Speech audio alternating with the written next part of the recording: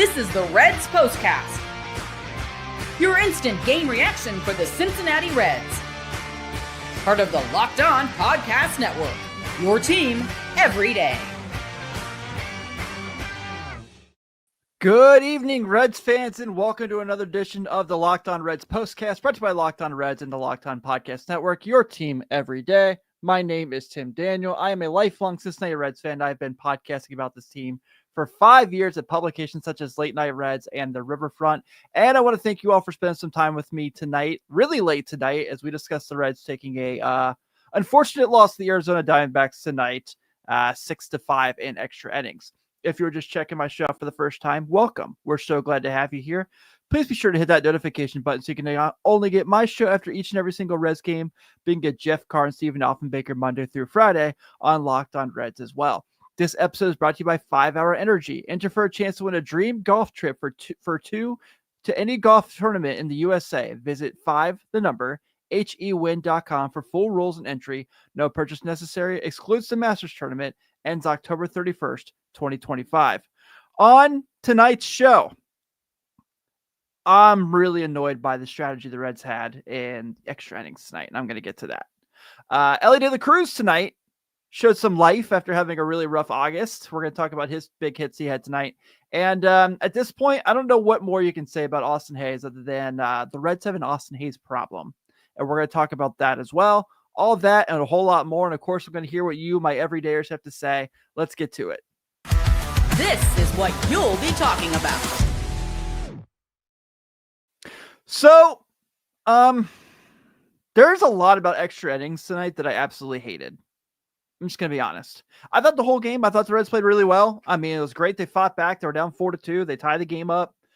They get them in the chance to, they take the lead in extras on a very lucky play, which I'm going to get to. And then, Graham Ashcraft comes in and tell Marte, you can tell it's just toying with him. Graham Ashcraft's not putting him away. You can just tell by the way Marte's tapped in on that at bat. And then, of course, we saw what happened from there. And I'm really not even mad at Elly for the double play.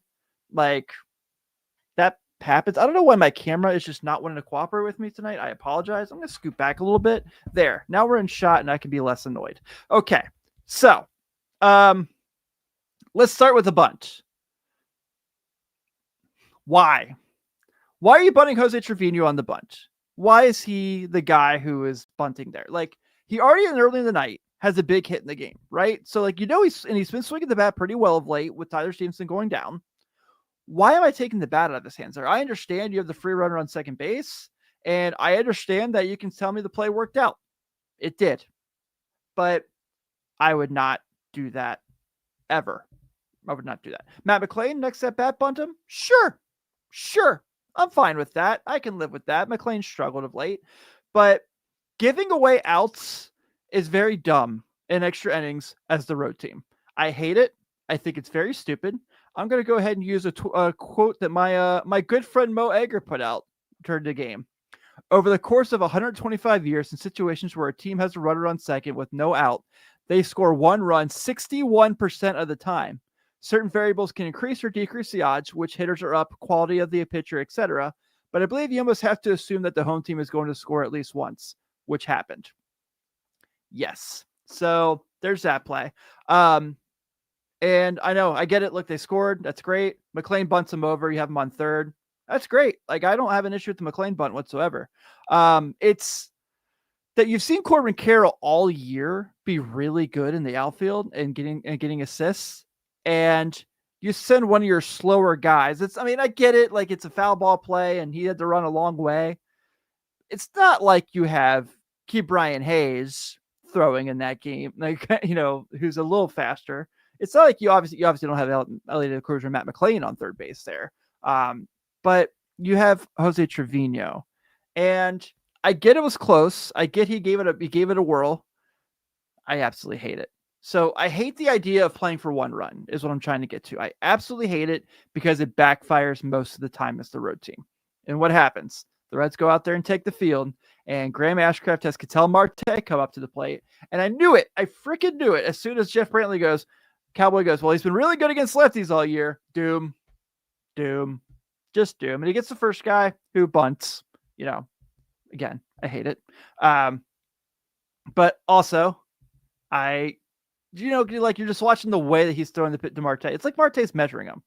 Marte's not going to go out there and just kind of strike out. He's not going to get beat by him. And I understand, like, they should have right there. Marte's 5 for 13 in his career against Graham Ashcraft after that at bat. So, he definitely has a pulse on how he likes to pitch.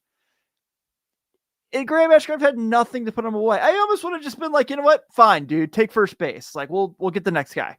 And they did get a double play the next guy. So that worked out. What the F, camera? Come on. And so they did get a double play on the next guy. So that worked out. That was great. But it was after Ron McCourse is scored. So you're like, all right, cool. We're going to 11. And 11 didn't go very well. Now did it, guys. Now did it. Also, I didn't even mention it. I hated how Graham Ashcraft pitched. I mentioned that part. I would have gone Barlow, then Ashcraft. I'm only using Ashcraft if I have to in this game. Scott Barlow, I'm giving him that shot in the 10th before I give it to Graham Ashcraft. I'm just saying that. Carter says right here, why did they pitch him with, especially once they got to when he had a 3-ball count, I would just give him the base. Just wouldn't have even tried. Just so freaking stupid. And we're not even getting to the fact that Zach Littell was not good tonight. I didn't even get to that point. I don't even know if I have time to get to that point. I'll find time to get to that point. Shout out the bullpen overall big picture that they pitched pretty well tonight. But of course you go to 11 and more dumb stuff happens there. That's just not too good. Not too good at all. Just a frustrating loss because obviously, the wild card thing is one thing, but this is a Arizona Diamondbacks team that just sold a ton of really good players, just kind of unloaded at the trade deadline. And we're just like, all right, we'll just see what happens the rest of the year. And they're playing pretty good baseball right now. I'm not trying to take anything away from them. But it's not a team that's, in the situation the Reds are in. I mean, it's a team who right now, even though they're only 3 games under 500, they're 4 games behind the Reds, who are a game and a half behind the Mets. So this is a game you should have won. The Diamondbacks gave you every chance to win this game, and you didn't cooperate. I think your strategy sucked in extra innings. I do blame some of that on the decision-making of Terry Francona. I blame some of that on the players on themselves in general, and I definitely blame it on Graham Ashcraft because he knew for a fact he wasn't fooling anybody. You know what, though? Even though we had the double play in the extra innings, I thought Elly De La Cruz swung the bat pretty well tonight and had a game that maybe we can kind of see him kind of going on the positive again. Let's talk about that more right after this. Time to fuel up and turn it up with a 5-hour energy transfusion. This grape, ginger, and lime flavored shot brings the iconic taste of a golf course favorite to a non-alcoholic boost. Perfect for sinking birdies or making great memories with friends, it's a hole-in-one for your energy game.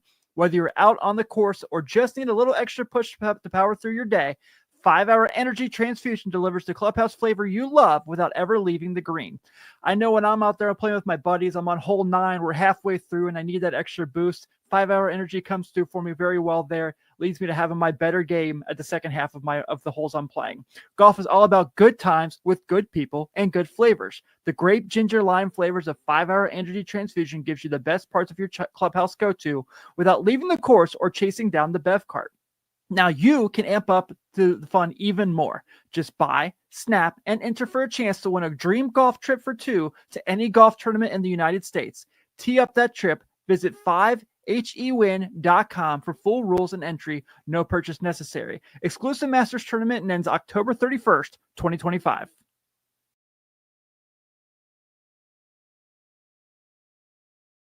Want to shout out our everydayers here on the postcast as we spend some time with me. It's 1 a.m. right now on the East Coast, so those who are staying up with me, I really appreciate you. I don't do this often, but to stay up tonight, I actually had to drink some Mountain Dew. I ran out of 5-hour energies.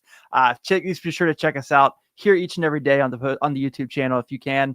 You can only get my show after every Reds game, but you can get Jeff and Steve Monday through Friday on Locked on Reds as well. So we have some sort of content for you each and every day through the year.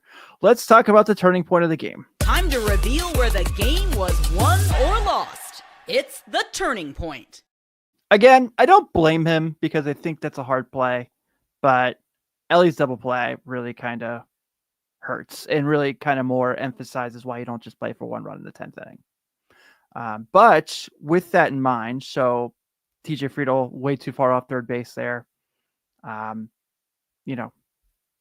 Live to fight another day there. If you're TJ Friedl, be a little smarter, be closer to the bag, and then you have a shot to go and get the next guy. The next guy comes up, which is Austin Hayes. I don't know, that might have gone worse, honestly.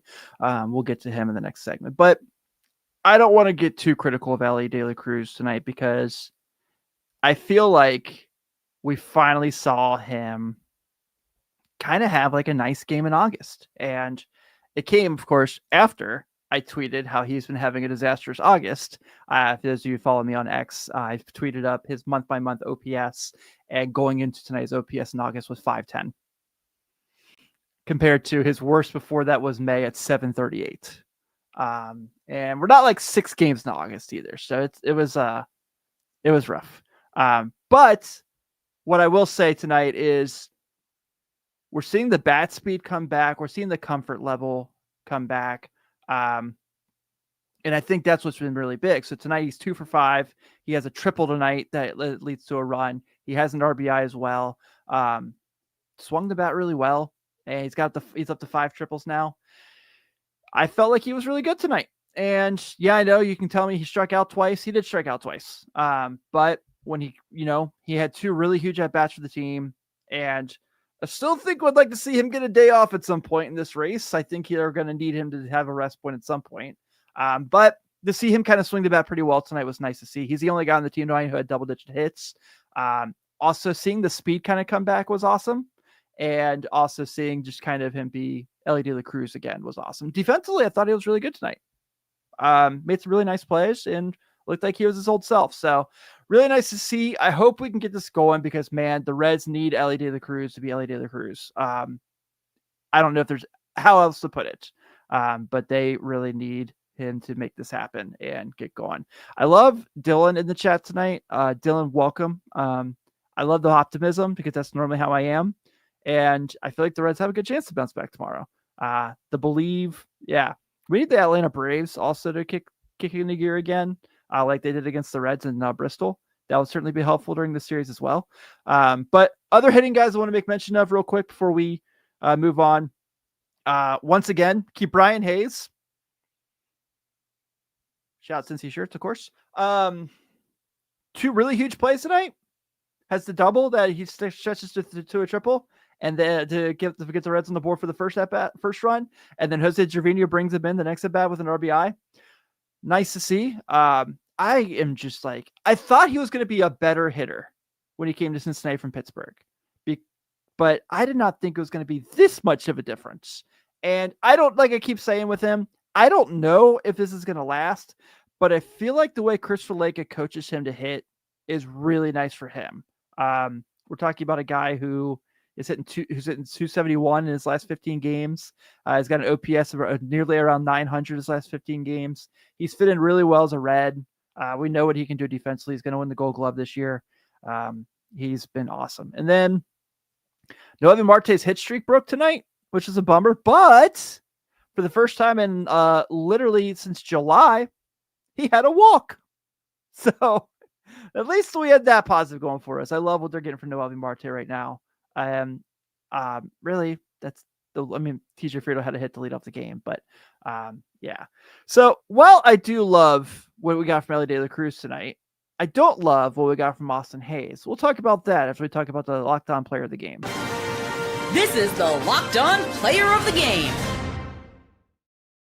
And Lonnie brings up a great point here. I failed to mention, so I appreciate it, Lonnie. Yeah, Spencer Steer had 2 deep line drives that would have been homers in most ballparks tonight. So I don't want to be too mad at him when you look at his offer. If you look at the box score, it does not tell the story of how Spencer Steer hit the ball tonight. So thank you, Lonnie. I appreciate you bringing that up.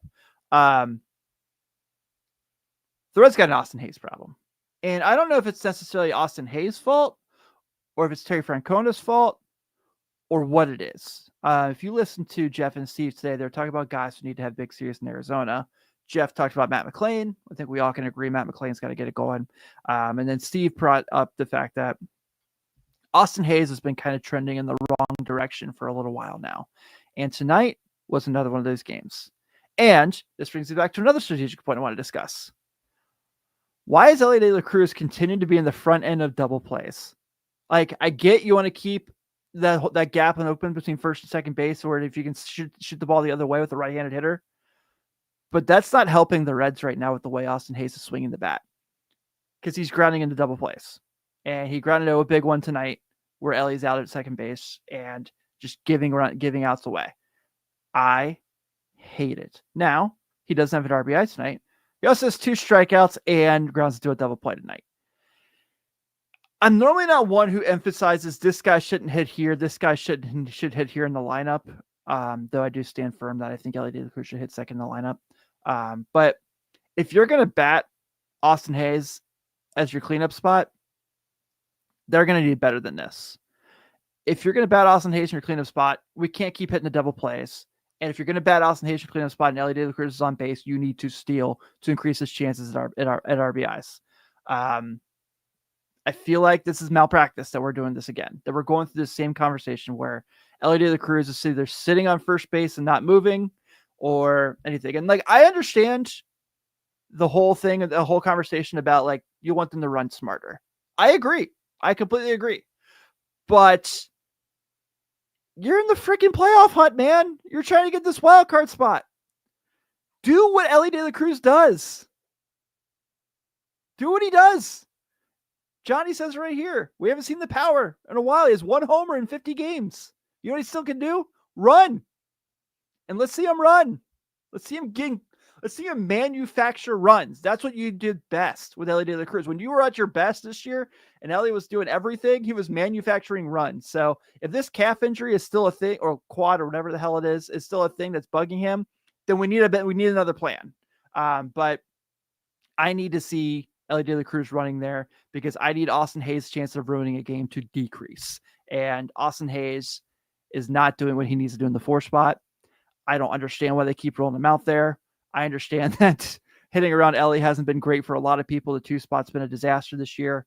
Luxy went over 3 tonight, though I still love Luxy. He's had a great August. But just, missed opportunities and things they did to themselves where they could have won this game. Yeah, Anthony says it here, and I think this is 100% the right answer. Miguel Andujar needs to be hitting cleanup every day because he's the one guy. Johnny brings up a good point here. He scores squad's fine. How many times he scored from first lately? Yeah. Run Elly. Let me see if I can just make this. We're just going to put this up real fast. I haven't gotten to do this before since I came over to the riverfront, from the riverfront. All right. So there we go. I'm just going to use this every chance I can. When we come on here and we have a show where Elly De La Cruz doesn't steal a base and he's on first base and the Reds lose by like 1 run or so, we're going to pop this banner back out here. So with that being said, I better wrap this show up because it's getting late and I'm getting frustrated talking about it. But the Reds are unfortunately losers tonight to the Arizona Diamondbacks, 6-5 in 11 innings. The Diamondbacks have 6 runs on 8 hits and an error. The Reds have 5 runs on 6 hits and an error. Your winning pitcher tonight is Jalen Beeks with the luckiest double play in the history of the universe. Your losing pitcher tonight is Scott Barlow. He is now 6-2. And the Reds are back at it tomorrow. And thank God it's at 8 o'clock. Man, are you guys losing as much sleep as I am? Whew. Andrew Abbott takes the hill for the Reds. He's 8-3 with a 2.28 ERA. He'll be going against Nabil Crismont. Nabil Crismont has only pitched 1 game. So his numbers look really good, but we have to make sure we mention he's pitched 1 game. He is 0-0 with a 1.8 ERA and just 5 innings pitched this year. Like I said, first pitch will be at 8:10, so maybe I'll be on before the turn of day. Fingers crossed. But I'm excited. Thank you guys so much for spending some time with me tonight. I know it wasn't the best day to be a Reds fan, but I know I can always count on you guys to have some fun with me each and every night. I'm Tim Daniel. Everyone, have a great evening. Run Elly. Run Elly all the time for the rest of the year. Go Reds.